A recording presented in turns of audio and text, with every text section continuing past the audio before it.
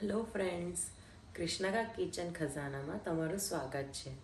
આજે ચૈત્રી નવરાત્રિનો પહેલો દિવસ અને પહેલો દિવસ એ મા શૈલપુત્રીના ચરણોમાં અને મા શૈલપુત્રીને ઘીનો ભોગ લગાવાય છે અને એમનો કલર છે પીળો.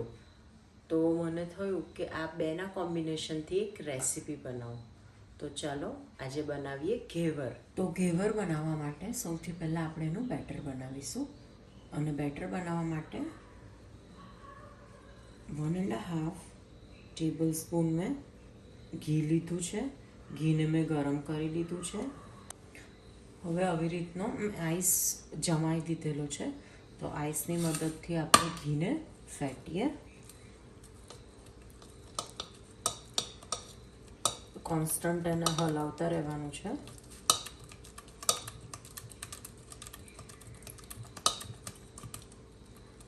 એકદમ વ્હાઈટ કલરનું ઘી ના થઈ જાય ત્યાં સુધીને આપણે પ્રોપર એને હલાવીશું. મિક્સ કરતા જવાનું અને હલાવતા જવાનું. 10 મિનિટ જેવું થઈ ગયું છે મને ફેટતા.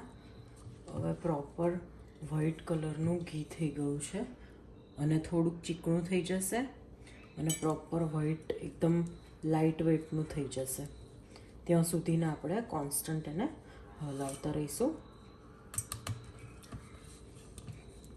જનરલી ઘેવર રાજસ્થાનના સાવનના મહિનામાં અથવા તો રક્ષાબંધન પર, હોળી પર એવા ફેસ્ટિવલમાં દરેક ઘરે બનતું હોય છે.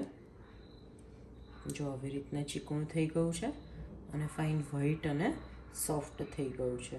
1/2 કપ મેંદો લીધો છે અને 1/4 કપ એકદમ ચિલ્ડ એવું દૂધ લીધેલું છે. કમ્પલસરી દરેક ઇન્ગ્રીડિયન્ટ્સ ચિલ હોવા જોઈએ, ઠંડા હોવા જોઈએ, કારણ કે ઘેવર આપણે જ્યારે ફ્રાય કરીશું ત્યારે બેટર પણ એકદમ ચિલ્ડ હોવું જોઈએ. તો જ એકદમ જાળીદાર આપણા ઘેવર બનીને રેડી થશે. હવે અંદર હું થોડોક મેંદો એડ કરતી જઈશ. પહેલાં પ્રોપર મેંદાને ઘીમાં આવી રીતના મિક્સ કરી લેવાનું.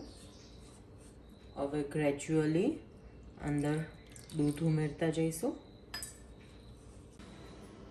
ફરી મેં થોડો મેંદો લીધો છે અને હલાવી દઉં.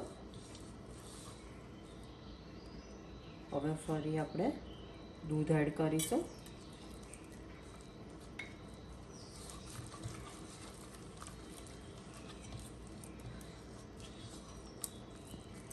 લમ્પ્સ ના રહે એ રીતે આપણા બેટર તૈયાર કરવાનું છે.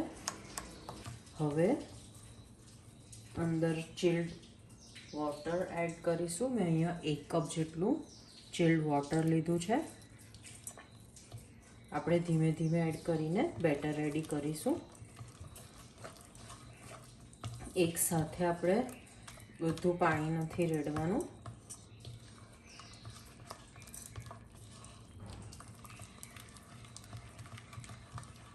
કોન્સ્ટન્ટ અને હલાવતા જઈશું અને પાણી એડ કરીશું.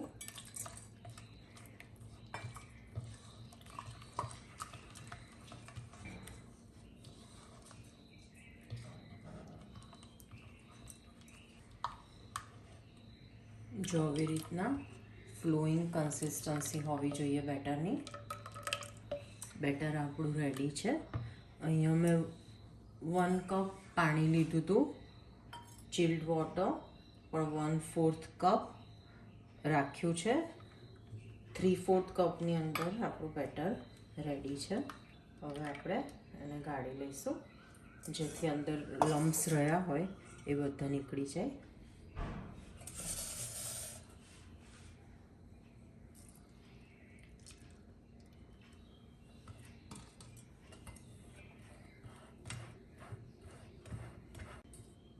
ઘેવર માટેનું બેટર રેડી છે. હવે આપણે એને ફ્રીજમાં મૂકીએ અને ચાસણી બનાવી દઈએ. તો મેં અહીંયા આગળ 1/2 કપ શુગર લીધી છે અને તમે જેટલી શુગર લો એના અડધા પ્રમાણમાં પાણી લઈશું. આપણે બહુ પાતળી નહીં અને બહુ જાડી નહીં એવી ચાસણી રેડી કરીશું. ગેસ થોડોક ફૂલ કરી દઈએ.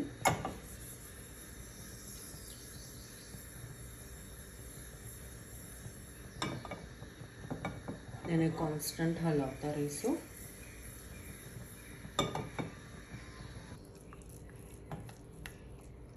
ચાસણીને ચેક કરી લઈએ.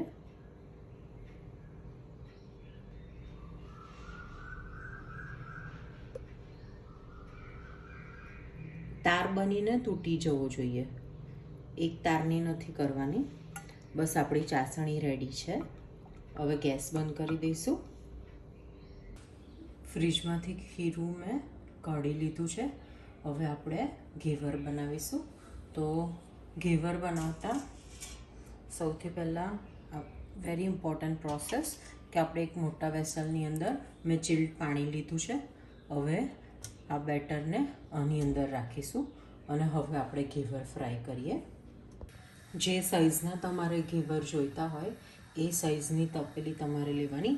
એમાં મેં ઘી લીધું છે. તમે ઓઇલમાં પણ ઘેવર બનાવી શકો છો, પણ પર્સનલી હું કહું કે ઘીની અંદર જો તમે ઘેવર બનાવશો તો એની ફ્લેવર બહુ જ સરસ લાગશે, પણ તેલની અંદર પણ એટલા જ ટેસ્ટી રેડી થશે. ઘી ગરમ થઈ ગયું છે. હવે આપણે ઘેવર ફ્રાય કરીશું.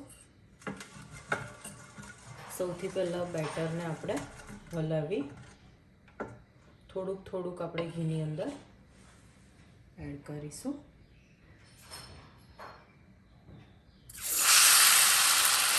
એક સાથે નથી નાખવાનું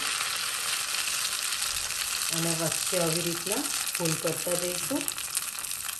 કરી નાખીશું.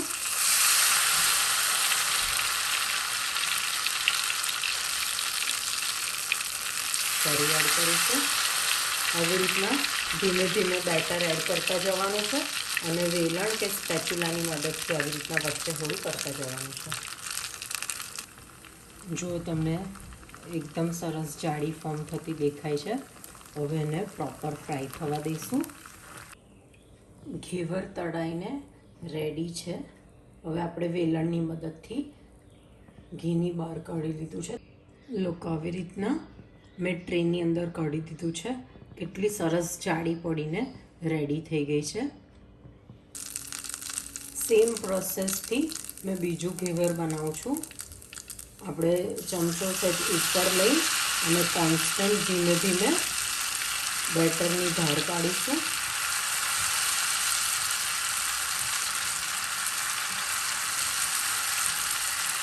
સેમ પ્રોસેસથી મેં બીજું ઘેવર પણ રેડી કરી દીધું છે. હવે આપણે એને ઠંડુ થવા દઈએ. જો અત્યારે આપણે ટચ કરીશું તો એ બ્રેક થવાના ચાન્સીસ છે, એટલે let it cool down properly. Ghevar ઠંડા થઈ ગયા છે. હવે આપણે ઉપર સુગર સિરપ પોર કરીશું.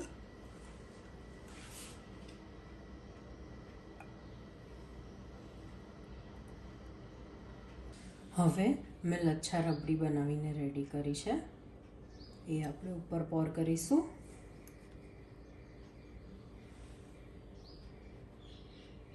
વાવ!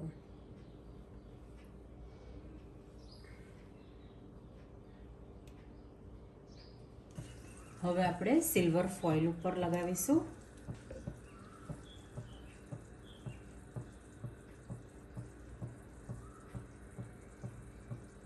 હવે ડ્રાયફ્રૂટ્સ એડ કરીશું, જેમાં મેં ચોપ આલમંડ્સ લીધા છે. તમે પિસ્તા કે કેશ્યુ નટ્સ, તમારે જે ડ્રાયફ્રૂટ્સ ગમતા હોય એ એડ કરી શકો છો. હવે રોઝ પેટલ ઉપર મૂકીશું.